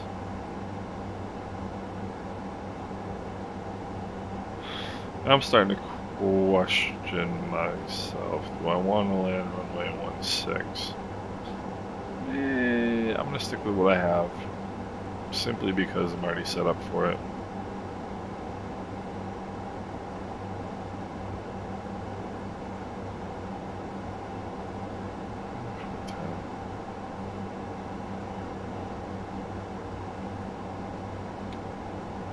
So approach speeds are ready to be activated. And yeah, we're just going to make this turn right here and then a left on the final. I'm happy with that. I don't need to be messing around with my approach right now. So I've spent so much time flapping my gums, I haven't really previewed this approach. So let me do an official approach briefing here. That is set, that is set. Now it's time for an arrival briefing. Alright, ATIS obtained. Localizer is set, final approach course is set, glide slope intercept at 5,000, decision altitude is set at 775, airport elevation is 600, runway elevation is 575. So the reason I have this VOR in the backup is so I know how many miles I am from the runway, or from the airport basically, so I can make a radio call. You make a radio call about 25 miles out normally when you're flying into a non-towered field, which of course is a towered field. It just doesn't happen to be a tower controller on right now. This is your minimum safe altitude. Minimum safe altitude coming from the north is 3,600 feet. We're good as far as that goes. Missed approach. Climb straight ahead to D10 OEW, which is the ILS frequency. Then turn left to the VOR, which is the 110.4, which is in the backup. Let's make sure 110.3, 110.4, all good to go there. One other thing, I want transponder and TCAS. Come here. Let's see, we're going to set that to below now. It's the traffic I want to see. Alright.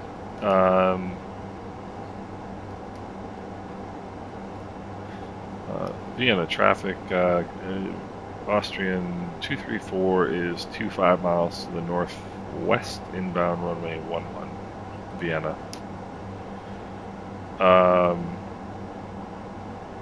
Turn left, climb to 5,000 and hold, inform ATC immediately.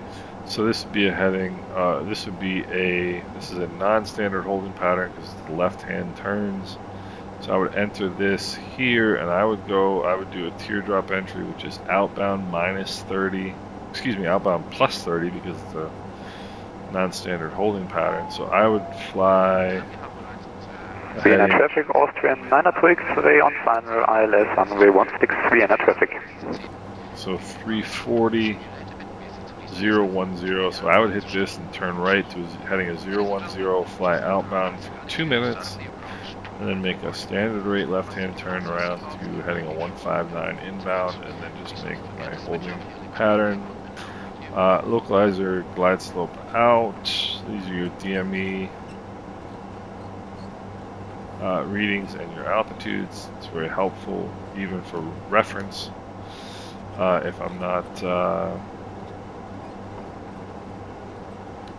if we lose the glide slope. Alright, let's see, ground speed knots. What's our ground speed gonna be?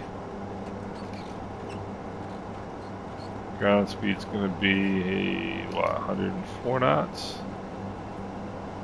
Oh, you bonehead. You bonehead, you did the one thing you can't do.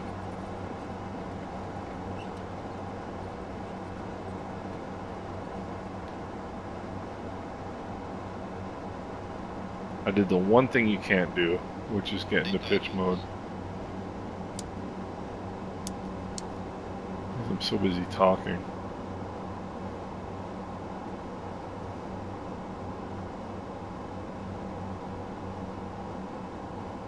Alright, come down to 5,000 now.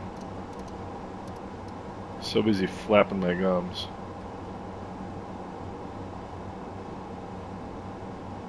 It's alright, we'll get down here and get the flaps in.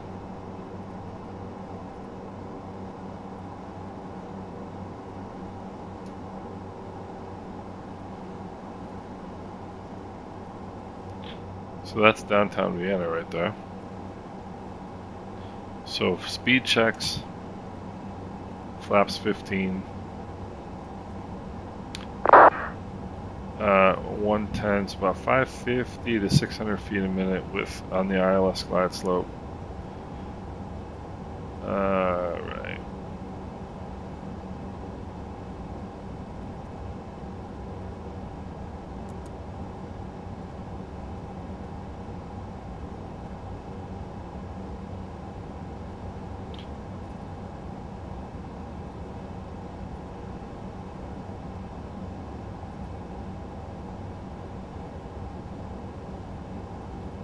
I'm gonna shut up and fly here for a few minutes.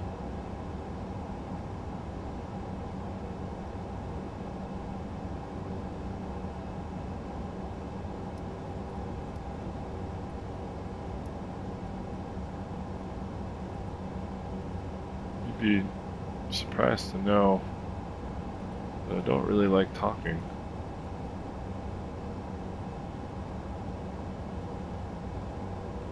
Probably could fool you guys. All I do is run my mouth when I'm flying. Alright, cabin crew's alerted. So, we should be able to engage approach mode.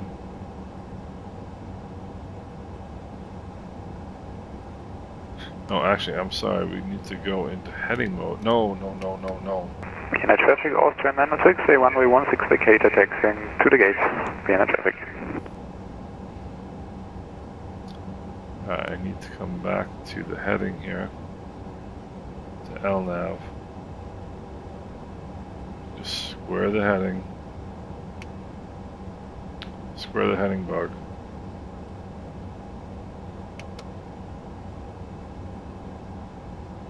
Put it in heading mode.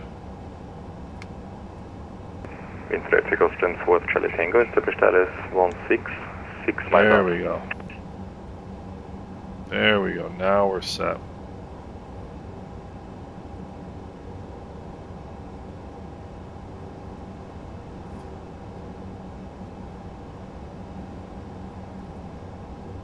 That should intercept.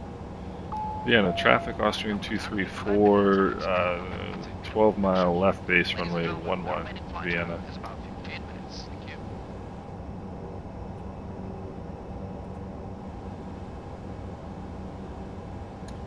So we should make a turn here to intercept this.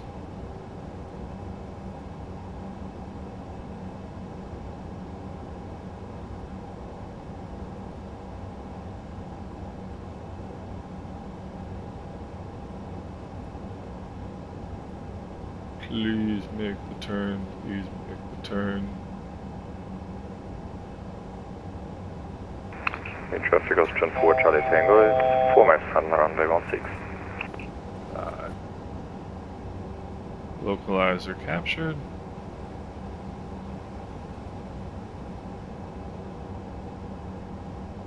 ILS-1, 15.3, so we're 15 miles.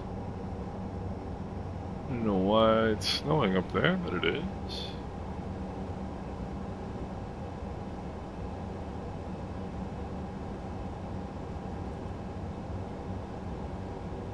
Alright, glide slope will be captured here in a second as well.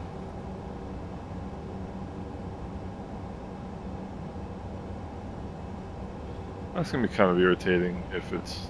Every once in a while you get these white, you know, kind of spaces, I guess you could say. Blocks. They're just kind of irritating. You know, particularly when they're on your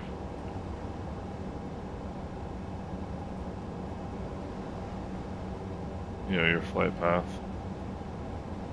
Alright, so we're going to be coming down here with the city of Vienna, Austria.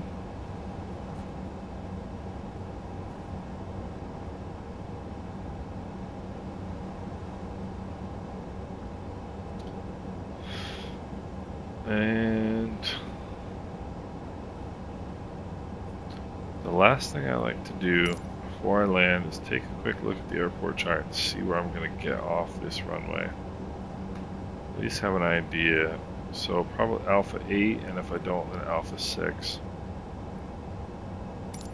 So 11.9 miles, yeah? Vienna traffic, Gulf 4, Charlie Tango, runway 16 vacated.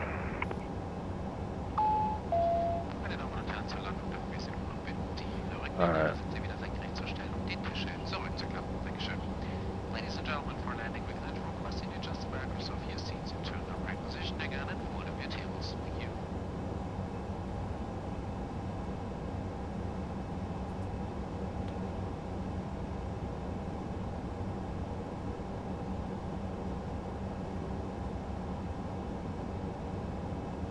Runway is about 2 miles long, and the ILS is probably at the other end of it. So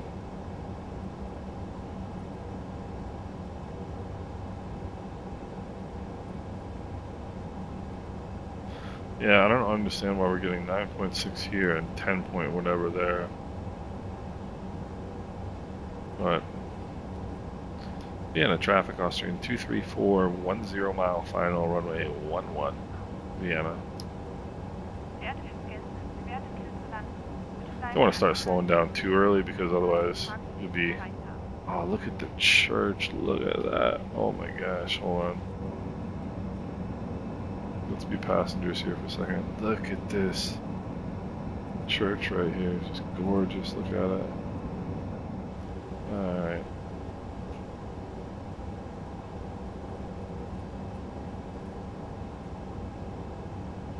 $2,500. Alright, 2,500.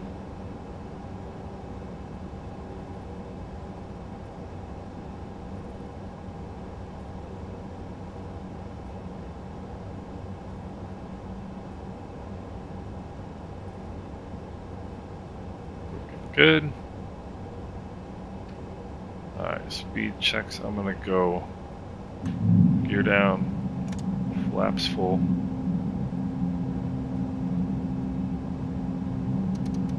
Power management to takeoff, low speed, icing AOA, external lights, we are good to go. Look at this stunning city. Alright.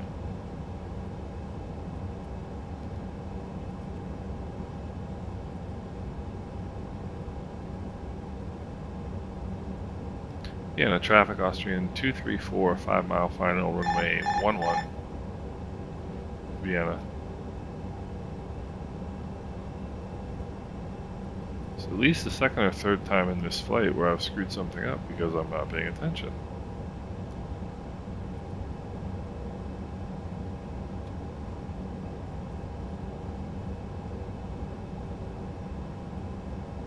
You're not supposed to do anything that is not related directly to flight under 10,000 feet. supposed to pay attention.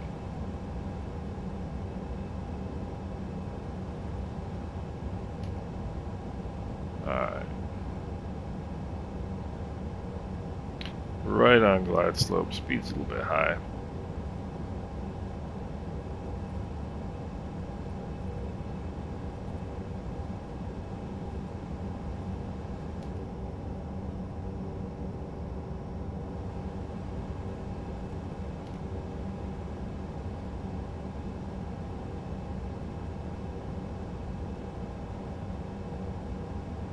See where this brings us down here.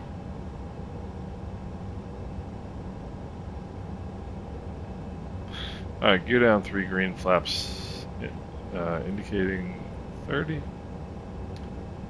Vienna traffic, Austrian 234, 3 mile final, runway 11. Vienna.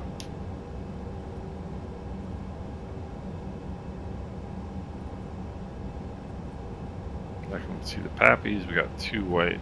2 red, VREF +5, which is perfect. 1,000. 1,000 to go stabilized. 1,500 for 775.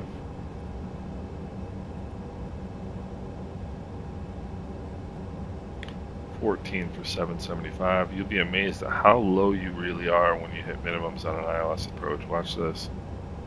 If it flies it well. 1,300 for 775, and that's what you want to do is count down your altitude to your minimums. 1,200 for 775. 2 white, 2 red. Vienna traffic, Austrian 234, short final, runway 11, Vienna. 1,100 for 775. 500. Airspeed is good. Keep an eye on it though. 400. 1,000 for 775.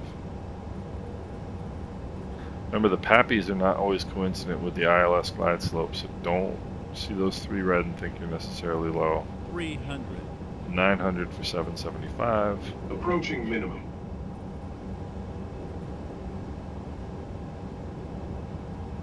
200. 800 for 775. Take those off. Minimum. Minimum. Now it's my airplane.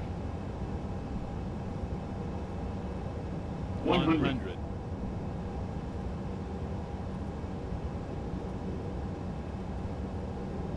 50. 40. 30.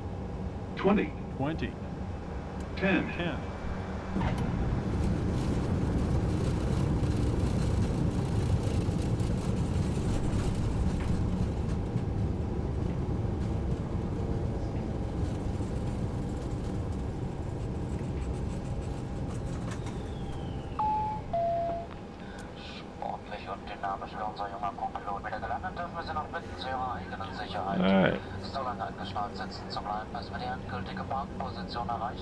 Not too bad, we made Alpha 8.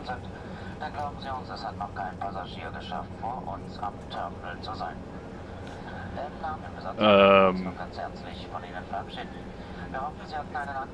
think the biggest problems I had during this flight was the pilot wouldn't shut up.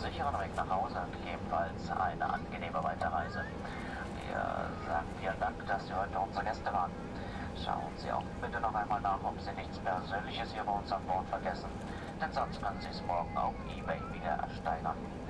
That was the biggest issue we encountered. Vielleicht bis zum nächsten Mal. Tschüss, Servus und auf Wiedersehen.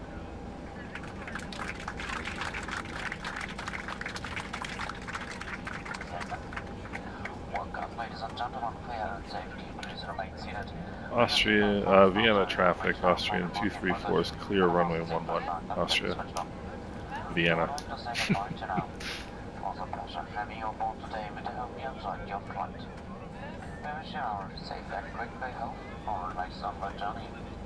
We say thank you for being our guest today and looking forward to seeing you soon on one of our flights.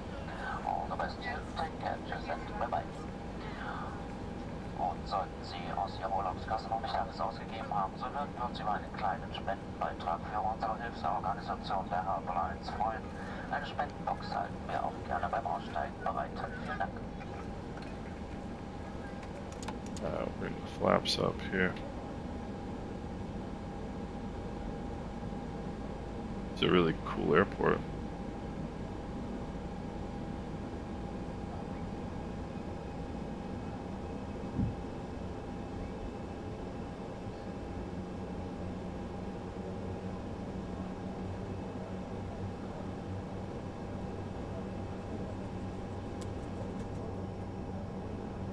I think us little dinky guys go down here.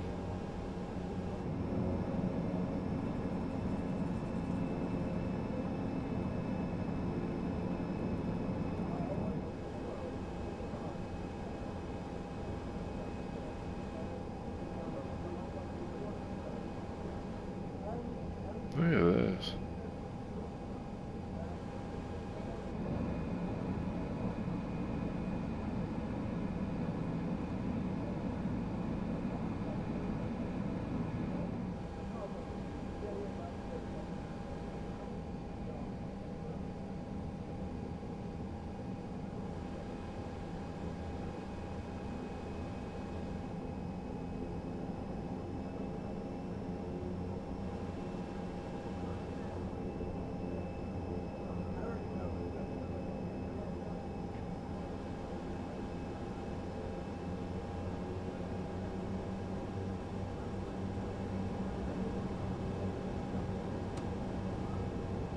Just lock in here.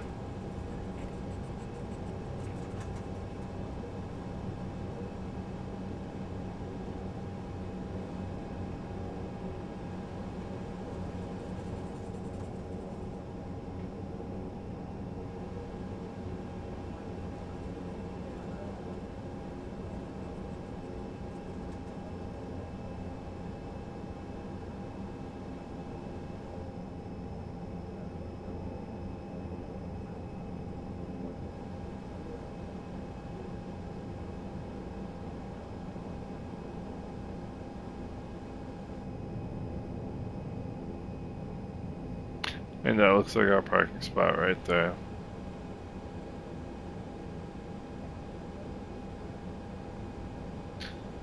So I've made a couple of videos about the RNAV approaches not really working in this airplane. Looks like the ILS worked just fine, in this case anyway.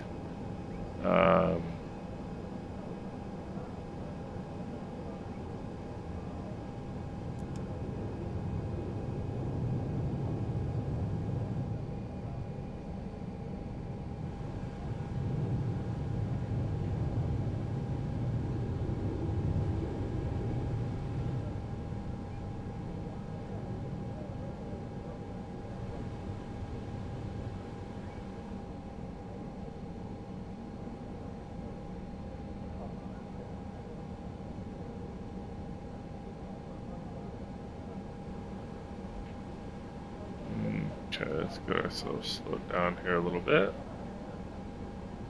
And we're going to take Echo 46 here.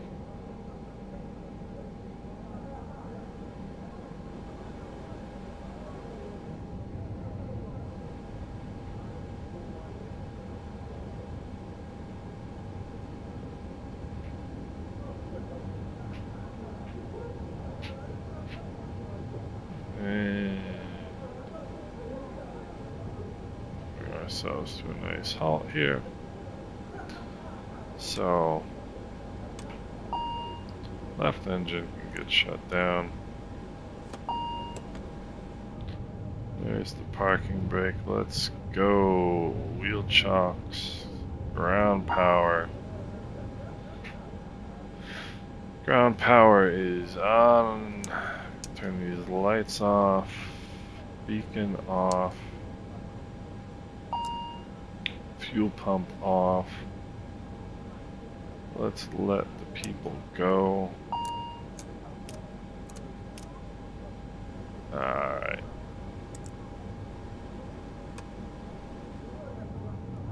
There we go. Prop brake is ready. Prop brake is set. Got ground power. Ground power is on. So we are going to kill the left engine as well.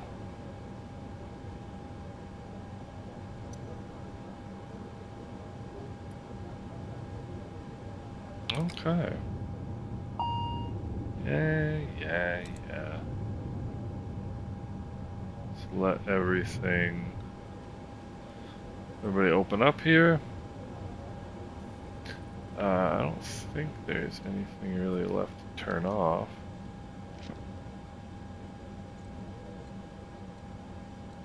Fuel pump. I mean, normally you actually leave that on, but the way the ACARS is set up, you can't because it won't recognize the flight as ended. So, there we go. Touchdown at 271 feet per minute, which is a little bit hefty. But we'll file our PIREP.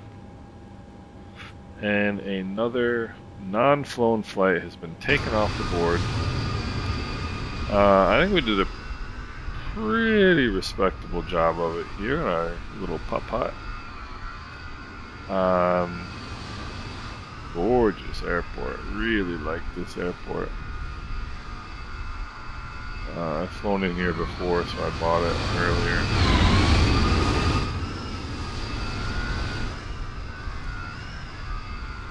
So I hope you guys enjoyed that flight. I hope some of the information was of use. I did not turn our strobes off. I saw that while we were out there. Yeah, I hope some of the information was of use. I hope you guys enjoyed it, and look forward to any feedback you have. And I hope you guys are doing well.